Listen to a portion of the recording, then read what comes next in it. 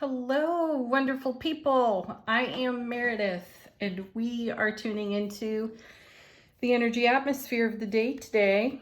Today is Monday, the 22nd of July, 2024. It's also the first day of Leo season. Hey, happy birthday, Leos. Woo! Let's see. News. You're going to want to check out my website. When you load up the home page, depending on what device you're using, if it's a laptop or some such, right across the top, there are tabs to click on. You're going to want to check out the yard sale tab. If you are looking at it on a phone, then I think you get the little 3 bars. Tap those, find the yard sale tab.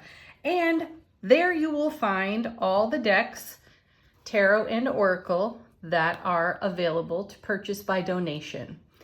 And I literally do mean that, by donation. I've tried to sell them on different sites and it hasn't worked out, so I'm offering them up.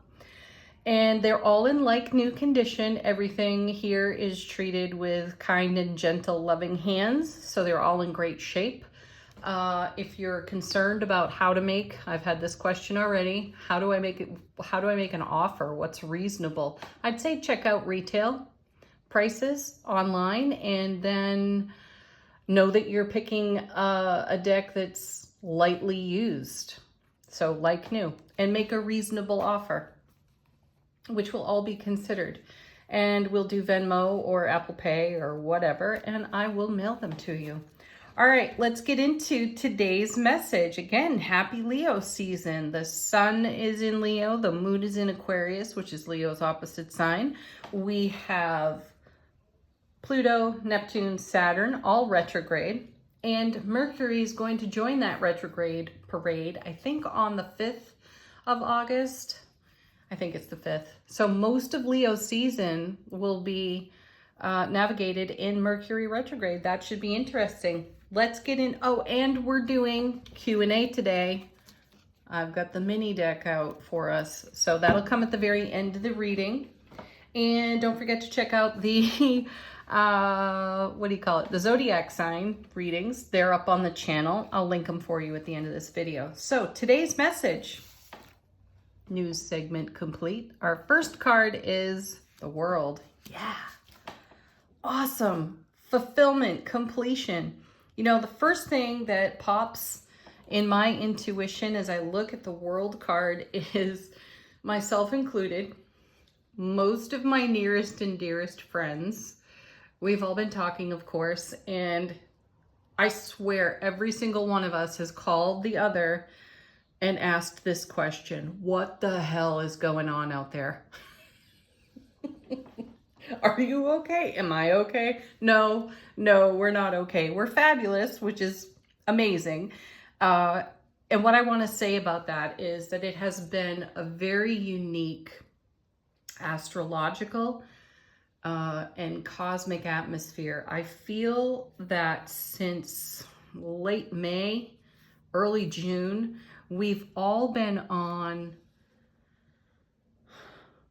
a great inward journey, and we have been looking at everything that fulfills us and everything that does not fulfill us. And that's been an interesting spiritual experience, because what we're doing is ultimately ascending within our own energy. We are up leveling our energy, and that all sounds fabulous, but you know, in the middle of it, there can be a real shit show. And I sense that every single one of us can relate to that in some way. Let's see what's next. The Lovers. Yeah, we have a whole new world, back at the World, a whole new world of opportunity before us and choices that have to be made so that we embrace harmoniously our divine feminine, divine masculine, and self-relationship, and we go forward unhindered by our past choices and decisions. And I literally do mean unhindered. We are letting go of old ways of being, old ways of thinking, and even speaking. We're switching up our language. I know that my language is a bit more of a now language than it's ever been. And I'm also feeling something else a little more profound here. We're breaking declarations and agreements that we made in high emotional times, where it was easy to utter words like, I will always, or I will never. And what we've done is, in those moments of, high emotion, we've created a contract within self-relationship to always do something or to never do something. And we're questioning whether or not that serves. So here's an example. I remember when my first real serious boyfriend and I broke up. And I remember saying, I will never love somebody like that again. Powerful, powerful words. And I didn't.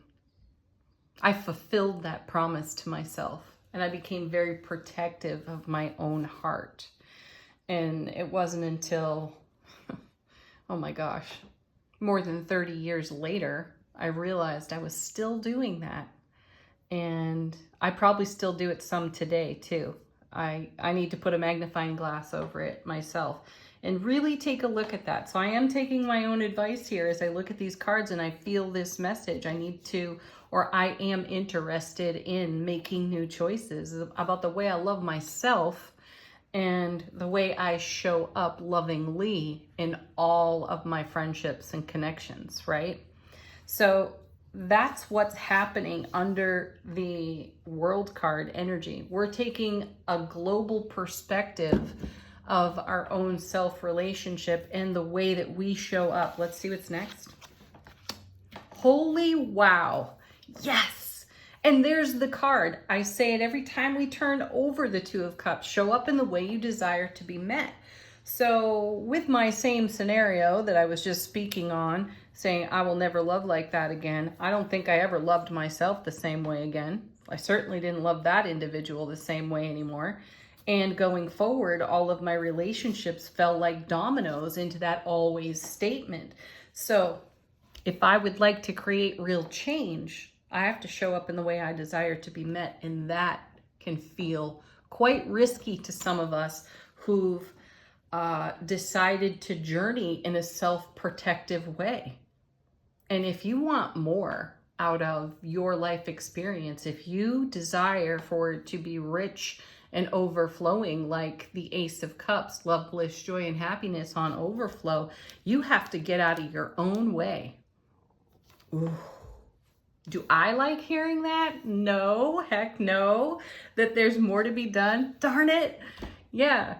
It's worth it though, isn't it? Your happiness factor, it's everything. Next.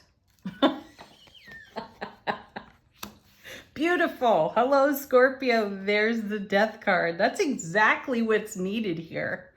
We need the Death card to march in and transform all that old BS for us. And isn't it funny? Not necessarily a funny haha, funny awkward. When we look back at some of this stuff, these always and never statements, and we realize we've gone into some level of protection, which seemed reasonable and right in the moment, though we realize it's created a buffer between ourselves and world, a kind of fulfillment that we dream about.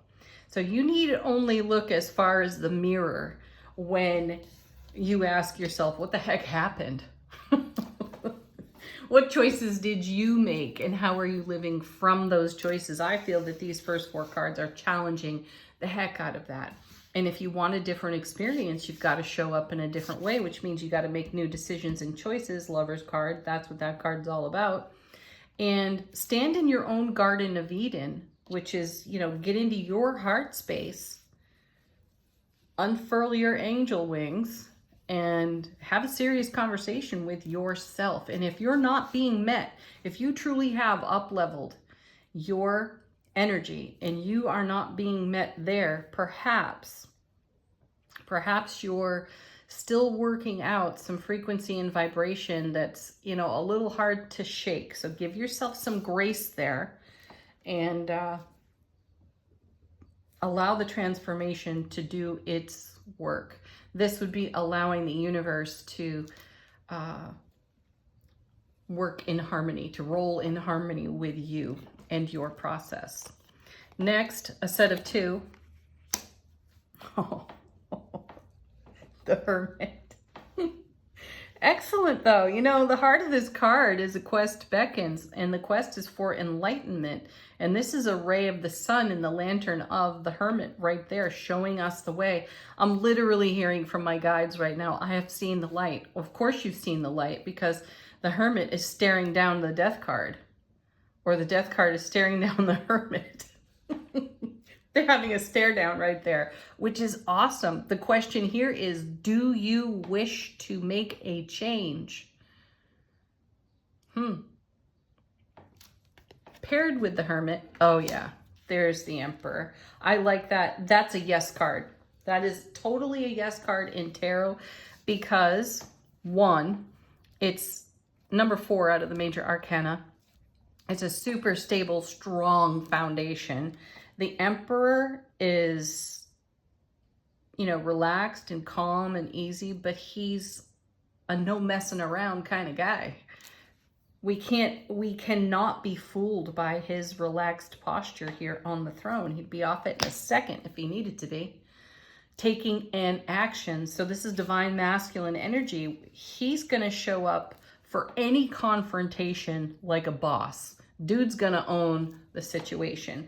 And we're being asked to own the situations we've created for ourselves. And we're being asked to take action on the way we're challenging ourselves through our own enlightenment here with the Hermit. Fascinating. Let's see what's on the bottom of the card. On the bottom of the deck. Our first card is, sweet, the Page of Pentacles. New information's coming in for us. You know, I see the pages as scouts in tarot, and I feel like they do travel out. This is our energy feelers. They represent our feelers that we put out to the very edges of our comfort zone and our horizon. And out on that horizon is everything we're dreaming into being. And we have to be able to meet what we're dreaming in a supportive energy to sustain it and maintain it. So we have to show up like an emperor if we wish to create a whole new world of opportunity and indulge in those opportunities, right?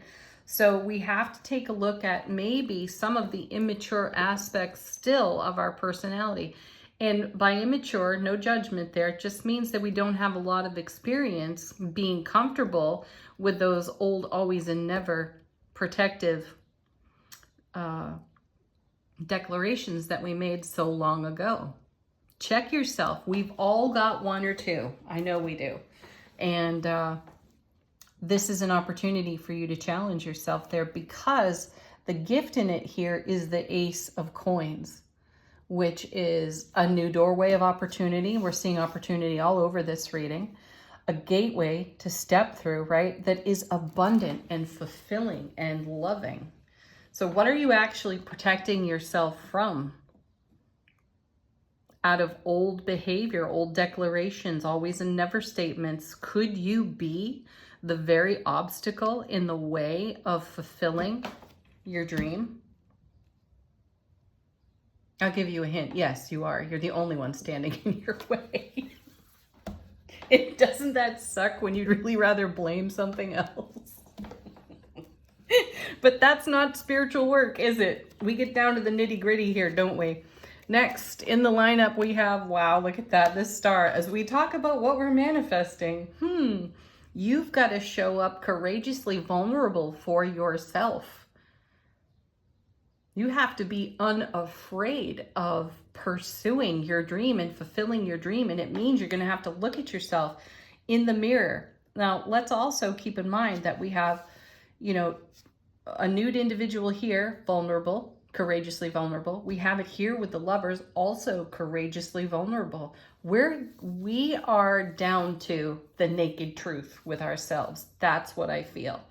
And we recognize that the only way through is to fully embrace showing up the way we desire to be met, not in some protected old story either. We have to be brave and bold and forthright like this beautiful emperor over here and take action in that energy and damn the consequences any longer, right? Because the consequence is you not living fully in the way you desire to.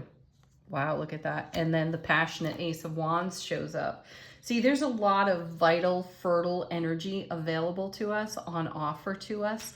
I also want to come back to this page for a moment. Look at the page in comparison to the landscape. The page looks like a giant in that landscape. And perhaps you're underestimating your own personal growth and how far you've actually come. You could potentially be the giant in your landscape. So take stock of yourself. Engage your passion, creativity, fire, motivation, drive, and success here in the Ace of Wands. And fertilize your dreams with your heart space energy. Yeah, look at that. Seven of Wands now, which these two together make the Eight of Wands. It's a swift moving energy. You're moving at light speed when it comes to creating the fulfillment we're talking about here. I feel like we're all at a point of just like breaking through the thinnest of barriers into the fullness of all that we've been manifesting. That's what I'm sensing here. Now, when we talk about the Seven of Wands, everybody talks about this card in terms of fighting or defensiveness. And I feel if there's a defensiveness, let's recall for a moment that we've got the Six of Wands in this card. 6 wands in front of this character. That's victory, success, homecoming to our own heart space.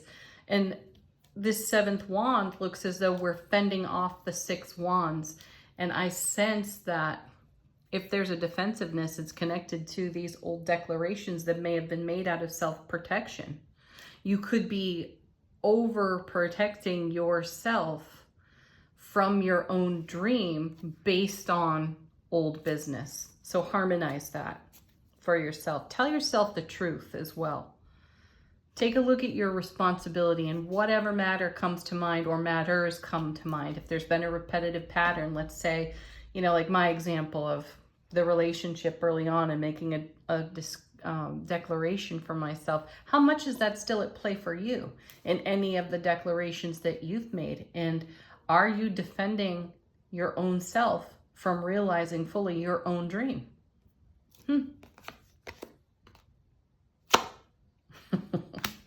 And there's another 7 right there. Beautiful 7 of Pentacles. Excellent card. You know, ultimately, these 3 add up to 15. 1 and 5 equals 6. 6 is the great harmonizer. And, oh, well, you know, we're back at 6 over here with the Lover's card. That's number 6 out of the major arcana. Do you love yourself enough to take the greatest leap of faith ever on your own self relationship? Be an emperor in that scenario. Own it. All right, next we have angel answers. Oh, there's already one falling out of the deck. We're listening to our guides, angels, ancestors.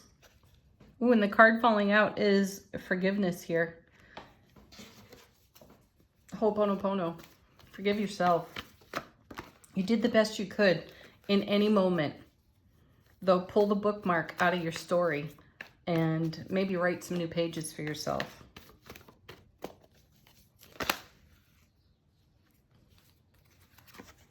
Excellent. Listen to your intuition. Best advice any of us could receive ever.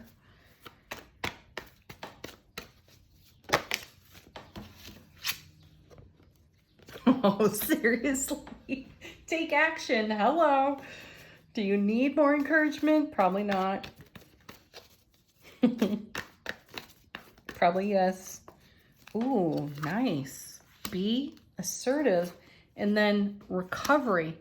There's healing in that for you. Being assertive, taking action, listening to your intuition, having forgiveness for choices made, you know, perhaps even decades ago, And I also feel honoring the story that protected us. It was useful. It was useful for a time. And, you know, you are shaped by the experiences you have. So there's no criticism. There's no judgment here. I feel, again, my guides are saying you did the best you could in really challenging times. So it's also time to take the shackles off your feet if you're still acting in that energy. All right. How is our soulful presence informing our waking consciousness from angels and ancestors?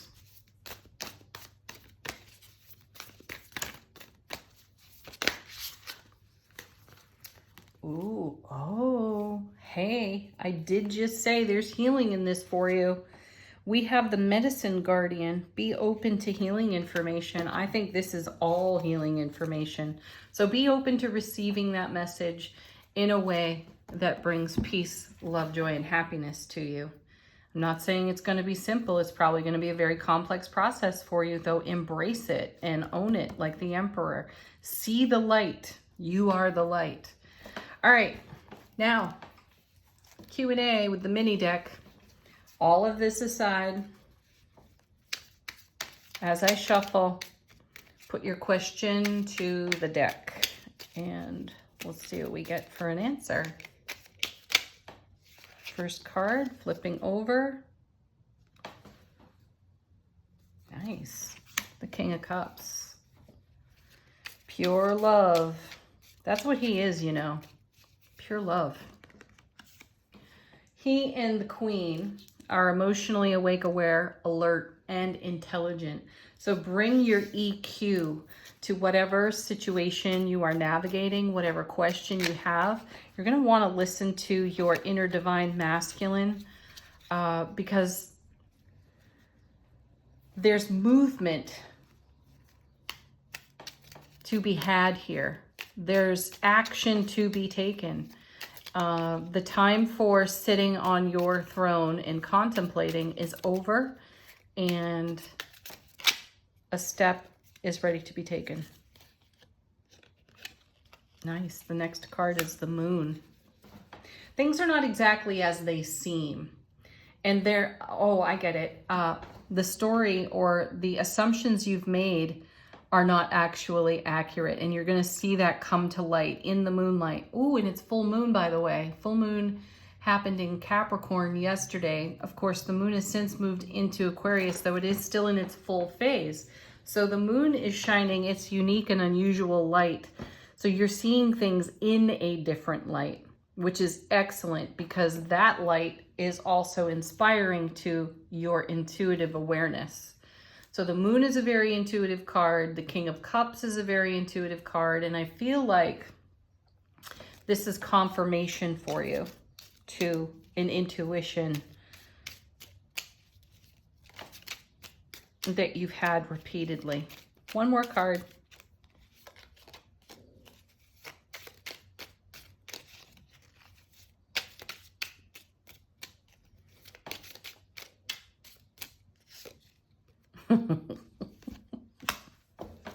And perhaps that's the reason you dragged your feet. There's the Tower.